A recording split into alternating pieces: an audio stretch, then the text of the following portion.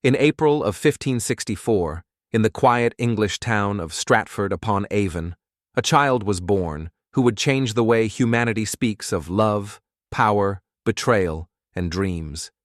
His name was William Shakespeare.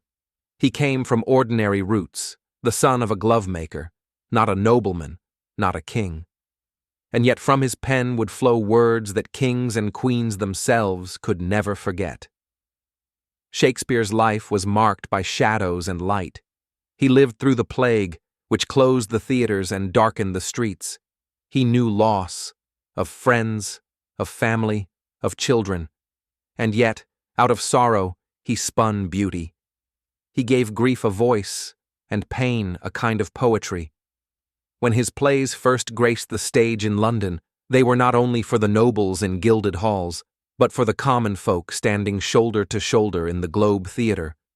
In his words, they saw themselves, their laughter, their tears, their jealousies, their hopes.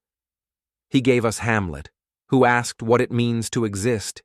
He gave us Romeo and Juliet, who loved so fiercely the world could not contain them. He gave us Macbeth, torn apart by ambition, and King Lear, broken by pride. His characters were not cardboard heroes or villains. They were flesh and blood, fragile and flawed, just like us. And through them, Shakespeare captured something eternal. 4 centuries later, we still borrow his words without even knowing it. When we speak of a wild goose chase, or heart of gold, or breaking the ice, we speak Shakespeare. His language has become part of our own. But Shakespeare was more than just a writer of plays. He was a mirror held up to the human soul. He showed us that language is power, that stories can shape nations, and that words can endure long after flesh has turned to dust.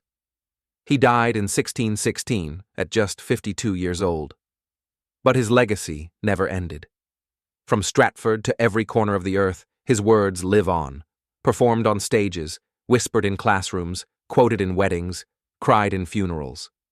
William Shakespeare gave us a universe of words. And in doing so, he gave humanity a way to understand itself.